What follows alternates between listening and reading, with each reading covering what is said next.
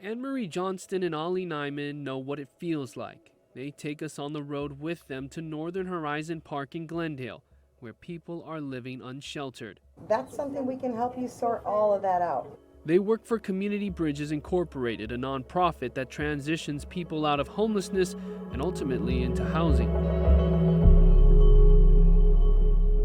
We were in this position before. Both of us were in the same position as everybody else out here. So knowing that we changed our lives, that's what we want for everybody out here.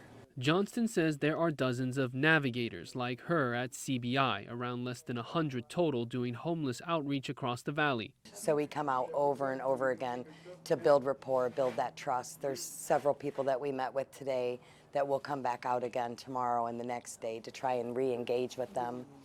And it's basically on their terms. Recently, the county started funding the Hand in Hand Street Outreach Program, collaborating with CBI to target communities in unincorporated areas. Currently, there are about 6 outreach workers to tackle hotspots where people may not want to be found. Support services include food and benefits, housing, mental and physical health services, employment, and substance abuse recovery.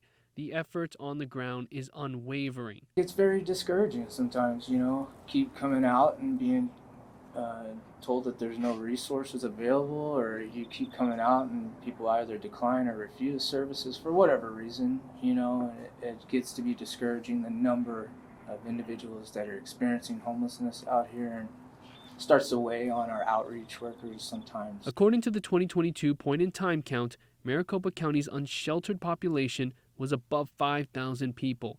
Since the pandemic, the unsheltered count went up by 34%, nearly 4 times the sheltered count's increase, and 12% more than the overall homelessness count's increase. To put that into perspective, more than half of the 9,000 people experiencing homelessness in Maricopa County are living on the streets.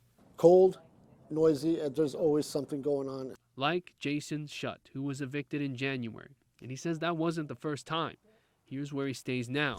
And at night, when it's done right, you can't tell. You can't see it from the street. You can't see it from anywhere. A small tent hidden away in the brush near the railroad, where he and his dog try to get sleep. Cops like to run us off every chance to get. Shutt is looking for a shelter with less restrictions so he can keep his dog. He donates plasma to make money, but what he wants is affordable housing and a job. How am I supposed to get a respectable job and be like, if I can't even take a shower? Shutt says drug use is constant here at the park. Most people I know that are on the streets because of their drug addiction, and the only number one thing here is fentanyl. What's known out here as the blues. Fentanyl pills are like $5, $3 or $5 for a pill. A major challenge for outreach when someone is under the influence or someone doesn't want to be separated from their spouse, pet, or personal belongings. Meanwhile, the clock is ticking on how ARPA funding is allocated and spent. Out of $871 million in American Rescue Plan funding granted, Maricopa County has allocated $761 million to several issues thus far, 15% focused on homelessness, which is about $114 million. The county has until December 31st, 2024 to allocate all of the funding received and must spend it by 2026. Costly decisions to try and solve what seems to be a never-ending crisis. There's decisions I could have made that were better. There's decisions I could have, it's on me. I don't point a finger at the government or, Shutt has decided to make a change. His kids are nearly grown up, and he's missed a lot. He says he'll accept services from CBI to take a step in the right direction. I've had a lot of time to think about this. More than I need. More than enough. I'm done thinking of it. I live it every day.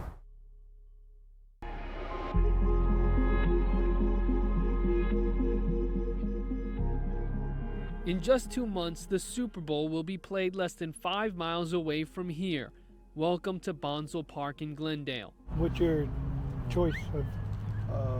I was doing blues. Blues? Yeah. Meet Matt with the Phoenix Rescue Mission. He's a veteran outreach worker, offering services to those who are unsheltered. The young man he's speaking to recently got out of jail and is trying to quit using fentanyl. But stay out the blues.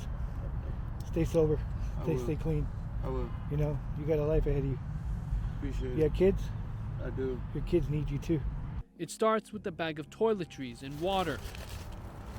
A long path to trust, hopefully, From 2020 to 2022, Glendale saw a 138% increase in unsheltered people, according to the point-in-time homeless count for Maricopa County.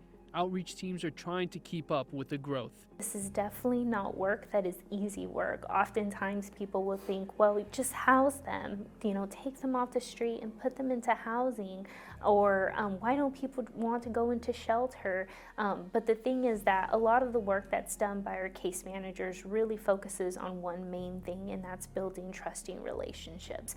Jasani Goodman is the director of community engagement at Phoenix Rescue Mission. 6 years ago, she started on the outreach team. Since then, the unsheltered population in Maricopa County has ballooned by nearly 3,000 people. Phoenix Rescue is contracted with 8 different cities across the valley, but there are only about 26 workers doing the outreach. The funding really is the difference between having 1 or 2 case managers or having a team of case managers serving the county. Goodman says there are complexities within the crisis, the services needed before and after outreach. Is there sufficient shelter options? Is there sufficient shelter options for special populations like seniors or youth? Or maybe a request we get a lot is a single father with children. Are there interventions that are prepared to accept and receive the people that are experiencing homelessness on the street? Where are these people going after we engage them? We follow Matt and his team on the road and find another park where camps are out in the open or hidden in a wash. It's where we meet Jose. I live on my own, one of those 10, and was basically it's not easy. Jose and his neighbors take advantage of toiletries provided by outreach. On the edge of a concrete wall is an address for where you can buy fentanyl, spray painted in blue. Safety is out the window here, Jose says. I was sleeping when they come, and this guy come and jump on top of me and then start beating me up. And it's likely outreach will be back out here again soon. Goodman tells me the real challenge begins in 2026, the deadline for spending American Rescue Plan dollars. The test really comes when that funding expires. And a lot of the programs and services that were implemented and created as a result of these dollars, how do we continue that good work that's still very much needed past those dollars? So far, Phoenix Rescue Mission has received a little more than $1.8 million in COVID relief. Because of increased funding, Goodman says services have expanded, like its Will Work program. Participants get paid in cash for their day of labor, working on beautification projects across the community. Will Work is currently in Phoenix, Glendale, and Scottsdale. Goodman says funding is important, but innovative ideas to create solutions are more important than spending pace. Did we spend time to identify, what do we really need as a community, and actually be able to dive into that and identify solutions that are appropriate and that are much needed, rather than just spend.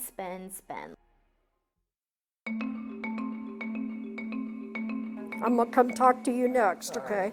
Inside the Welcome Center of the Human Services Campus, Okay, so there's a one-day bus pass here. surrounded by the largest homeless encampment in Phoenix known as the Zone. This is for a driver's license or an ID. So many are starting from ground zero. He'll need to fill all this out. He's not in the system. Like Allison, who says she recently got out of prison. The unsheltered population in the Zone hovers around 1,000 people from week to week. It's crazy now. Allison needs food stamps, but to get those, she needs a state ID with the help of the Homeless ID Project. But funds are an issue right now, so this place offers help with getting us the appropriate, vouchers and stuff, so that the barrier of money is broken, so that we could, get the documentation we need.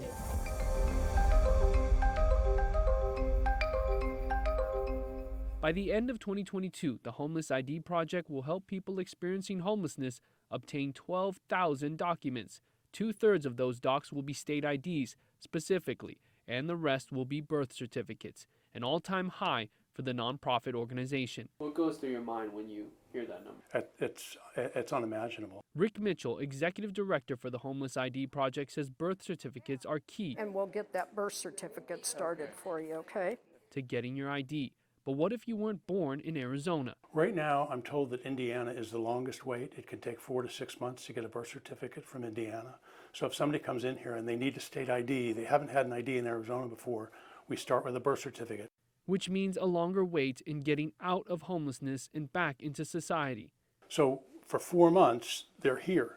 They can't get a job because they don't have a state ID. They can't get housing because they don't have a state ID or birth certificate. The ID is the ticket to accessing resources from about 16 different agencies at the Human Services campus. You also need an ID to get a job, housing, a car, and to vote. Is it almost like they are invisible?